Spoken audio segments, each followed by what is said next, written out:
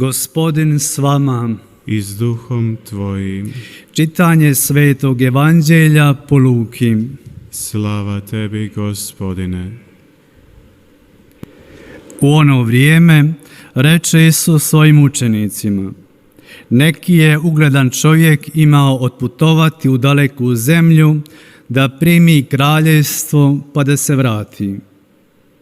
Dozva svojih 10 slugu, dade im 10 dna i reče: trgujte dok ne dođem. A njegovi ga građani mrzili, te poslaše za njim poslanstvo s porukom: nećemo da se ovaj zakralji nad nama.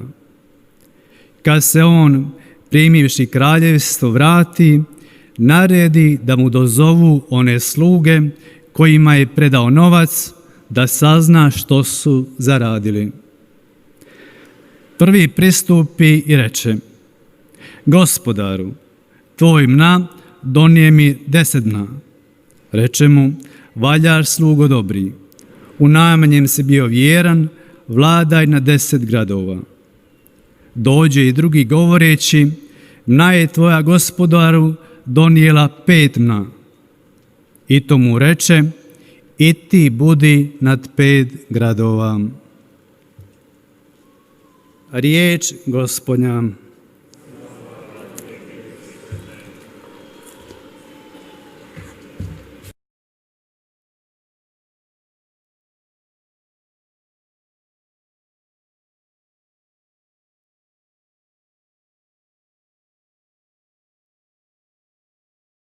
사랑하는 교회 형제자매 여러분, 믿음의 주거리의 방송을 통해서, 인터넷 방송을 통해서 미사에 참여하시는 신자 여러분들과 순례자 여러분 모두에게 진심으로 인사를 드립니다. 예술가 교수가 있었는데 어느 한 학생이 그림을 들고 그 교수에게 찾아갑니다. 그래서 자신이 그린 그 그림들을 평가해달라고 청했습니다. 이 화가는 아버지, 형제들이 있었는데 그들은 항구에서 일하는 사람들이었습니다. 항구 노동자들이었죠. 그들은 굉장히 많은 노동을 해야 했고 아주 적은 노동을 하면서 이 노동력 착취를 당하고 있었습니다. 그러면서 이 2명은 이런 이야기를 하기 시작했습니다. 아버지, 항구의 노동자이신 아버지의 모습을 이 그림에서는 볼 수가 없는데 어떻게 된 일이냐라고 교수가 물었습니다. 그러자 그 그림을 그린 청년 화가는 조금은 혼란스러워집니다. 그리고 나서는 교수님, 아버지를 그려야 한단 말입니까? 그러니까 교수가 꼭 아버지가 아니더라도 이 항구의 노동자들을 그리면 좋겠다. 네 그림에는 이러한 노동자들의 현실적인 모습이 전혀 드러나지 않구나. 이 젊은 청년 화가는 왜 제가 그 노동자들을 그림으로 표현해야 합니까? 그 항구 노동자들을 왜 그려야 합니까? 그것보다는 훨씬 더 멋진 그림들이 있는데요. 당연히 그렇지. 하지만 자네가 그린 그 그림들 속에는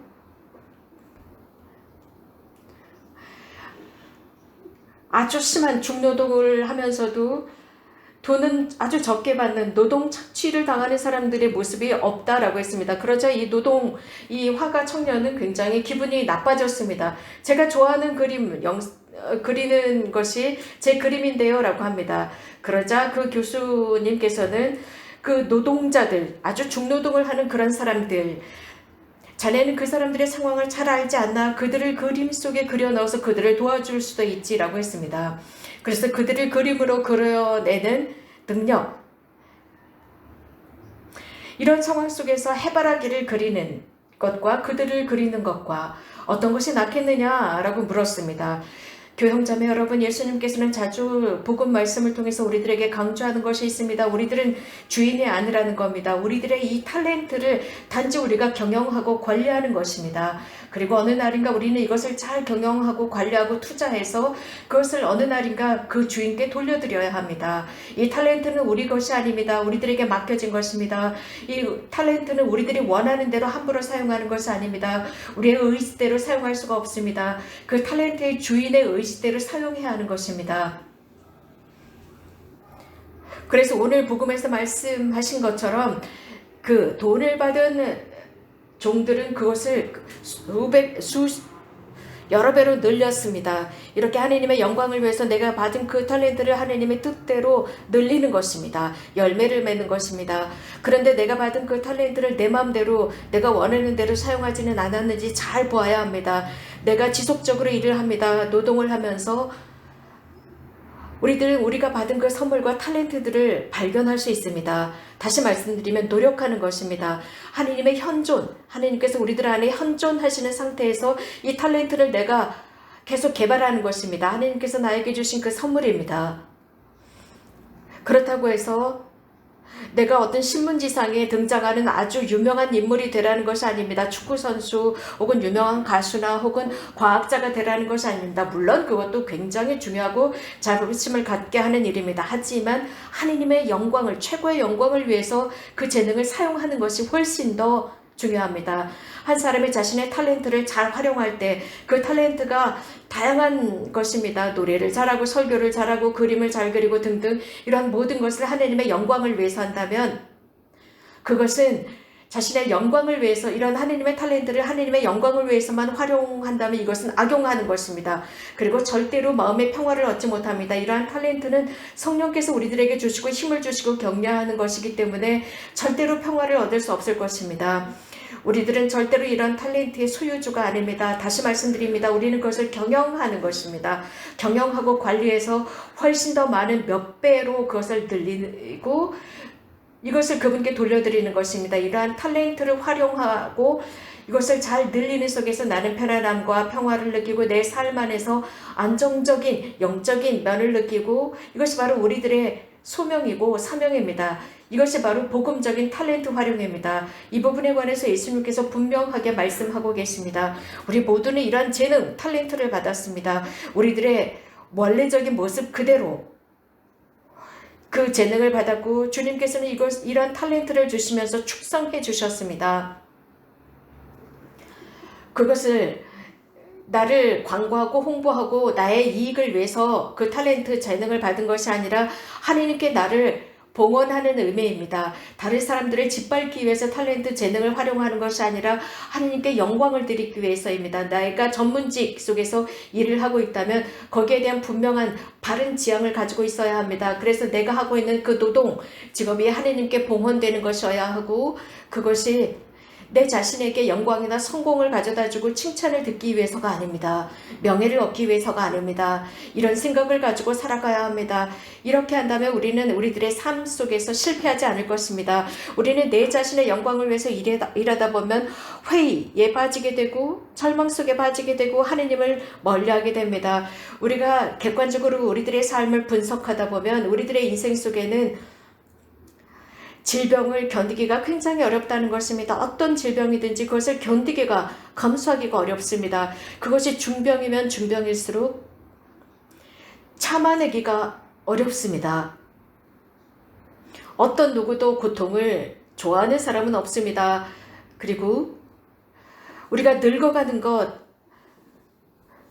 그것도 어떤 누구도 좋아하지 않습니다. 우리들의 몸은 젊은 시절의 것을 기억하지만 우리는 정신으로만 기억하지 우리들의 몸은 계속 늙어가고 있습니다. 이제 다리를 질질 끌면서 걷다가 지팡이를 짚고 걸어야 하고 휠체어를 사용해야 합니다. 이러한 비천함 누구도 좋아하지 않는 것입니다. 하지만 우리들의 인생 속에 있습니다.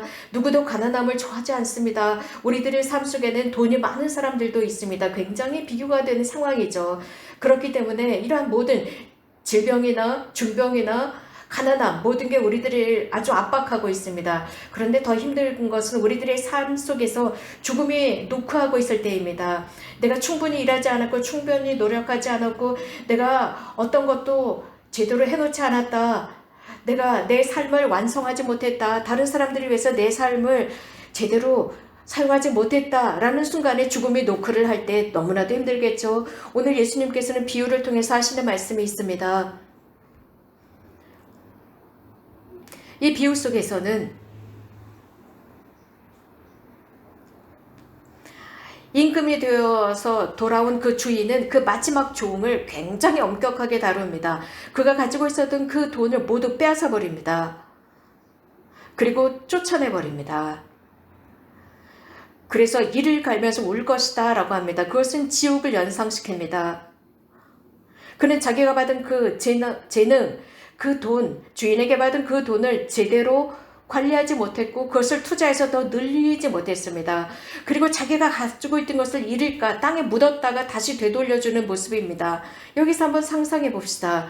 그 사람이 그 돈을 가지고 장사를 하다가 혹시 장사를 하다가 돈을 잃었다면 그는 어떤 상황에 처했을까?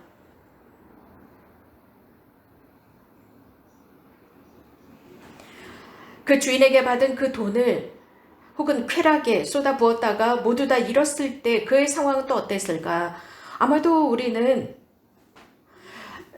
어쩌면 이런 두 가지 상황 속에서 첫 번째 상황이라면 그는 단죄하지 않았을 수도 있습니다. 그런데 지금 그가 돈을 땅 밑 흙을 파고 묻었었습니다. 그런 상황 속에서 왜 예수님께서는 그를 단죄하셨을까? 왜 그가 잘못했다고 말씀하시는 것일까? 그는 아무런 잘못도 하지 않았는데 가서 함부로 돈을 흥청망청 쓴 것도 아니고 장사를 하다 돈을 잃은 것도 아닌데 아무것도 하지 않았는데 왜 그를 단죄했을까? 그는 그 돈을 은행에 두고 이자를 받은 것도 아닙니다. 예수님께서 여기에서 하시는 말씀은 우리가 한 그 행위 때문에 단죄를 받는 것이 아니라 우리가 할 수 있는 것을 하지 않았기 때문에라도 단죄를 받는 것입니다. 물론 아무런 잘못도 하지 않았습니다. 그런데 그것으로 충분하지 않다고 말씀하시는 것입니다. 그것을 가지고 선을 위한 행위를 하라는 것입니다. 내가 선을 행하는 것이 좋을 것이야 라는 것이 아닙니다. 그것은 우리의 첫 번째 단계입니다. 우리가 해야 하는 임무입니다. 선을 해야 되겠죠. 그러면 이제 두 번째 단계는 활동, 행위하는 것입니다. 다른 사람을 도와주는 것은 좋다라는 생각이 아니라 이제 그 생각을 가지고 사람들을 돕는 것입니다. 사람을 증오하는 것은 나쁜 일이다 라는 생각으로 끝나는 것이 아니라 증오하지 말아야 합니다. 행위하는 것입니다. 거짓말을 하지 말아야지가 아니라 진짜 그것을 하지 않는 것입니다. 도둑질을 하지 말고 다른 사람들의 것을 빼앗지 말아야지가 아니라 나의 것을 다른 사람들에게 나누는 것입니다. 나누는 것이죠. 왜냐하면 우리들에게도 선사되었기 때문입니다. 그저 다른 사람들을 저주하지 않는다, 욕을 하지 않는다, 혹은 여러 가지 모독적인 말을 하지 않는다. 그것으로 중요한 것이 아니라 사람들을 위로하는 것입니다. 위로의 말을 하는 것입니다. 덕담을 하는 것입니다. 사람들이 고해성사를 받으러 왔을 때 저는 도둑질하지 않았습니다. 저주하지 않았습니다. 그것으로 충분하지 않습니다. 그것이 삶의 바탕이 된다면 그것은 세 번째 그 종과 같습니다. 오늘 비유에서 들은 세 번째 돈과 같습니다. 그는 그 돈을 잃을까봐 흙 속에 묻어두었습니다. 그게 아닙니다. 이것은 대단히 수동적인 것입니다. 우리는 활동하도록 초대를 받았습니다. 악을 행하지 않는 수동적인 행위가 아니라 선을 행해야 하는 것입니다. 우리들의 손을 더럽히지 않는 것이 중요한 것이 아니라 그 손을 가지고 나가서 선을 행하는 것입니다. 가장 위대한 감사 행위는 하나님께서 우리들에게 주신 재능과 탤런트, 그것에 대해서 감사합니다 라고 말로만 하는 것이 아니라 그 선물, 재능, 탤런트들을 내가 활용하는 것입니다. 그래서 열매를 맺는 것입니다. 열매를 맺어서 그것을 사람들에게 나누는 것입니다. 그래서 하느님 쪽으로는 선물을 받기 위해서 손을 펼치고 또 다른 한 손은 사람들에게 나누기 위해서 펼치는 것입니다. 무한한 선물입니다. 위대한 선의 행위입니다. 이 인생에서 선물, 그것을 받은 것뿐만이 아니라 내가 선물을 줄 아는 능력을 지니는 것입니다. 그 능력을 활용하는 것입니다. 어쩌면 오늘 그 주인, 임금이 되어서 돌아온 그 주인의 엄격함, 지나친 그 모습이 조금은 혼란스러울 수 있습니다. 그러나 하느님께서는 우리들에게 선을 행하도록 격려하고 등을 밀고 있습니다. 성녀 데레사께서는 이런 말씀을 하셨습니다. 우리가 선을 행할 때 하느님의 그 엄격함을 녹일 수 있다라고 했습니다. 어떤 여행자가 목자에게 물었습니다. 오늘과 내일 날씨가 어떨까요? 라고 물으니까 그 목자는 아주 침착하게 이런 말을 했습니다. 제가 좋아하는 날씨겠죠? 라고 대답을 했습니다. 양을 치는 목사였습니다. 그러니까 그 여행자가 아니 당신이 좋아하는 날씨가 될 거라는 것을 어떻게 압니까? 라고 하자 그 양을 치던 목자는 제가 발견한 것은 주님께서는 항상 내가 좋아하는 날씨만을 주시지 않습니다. 그저 주님께서 나에게 주시는 그것에 만족하는 것입니다. 그렇기 때문에 저는 분명히 오늘 날씨와 내일 날씨도 제가 좋아하는 날씨일 거예요. 라고 대답을 했답니다. 행복과 불행은 종이 한 장 차이입니다. 내가 어떤 사건을 볼 때 그 자연에서 일어나는 그 상황이 아닙니다. 내가 어떻게 생각하느냐입니다. 탤런트도 마찬가지입니다. 재능도 내가 받은 그것을 내가 어떻게 생각하느냐에 따라서 달라지는 것입니다. 어떻게 활용하느냐, 어떻게 내가 그것을 개발하느냐에 따라서 달라집니다. 이것은 내가 개발 차원에서 가능한 것입니다. 내가 아무리 비천한 일을 한다 할지라도 내 손으로 그 일을 서늘을 가지고 할 때, 깨어난 마음으로 할 때, 주님의 양다리로 뛰어가면서 그것을 할 때 그 비천한 일은 훨씬 더 고귀하고 품격 있는 일이 됩니다. 주님과 함께 그 일을 하는 것입니다. 주님께서 이미 우리들과 함께 시작한 그 일 속에서 하는 것입니다. 우리들의 이 여정은 어렵습니다. 그러나 주님께서 우리들에게 하시는 그 질문이 우리를 가만히 있게 하지 않을 것입니다. 내가 너에게 준 그 선물, 그 탤런트를 가지고 무엇을 했느냐? 라는 질문입니다. 아멘.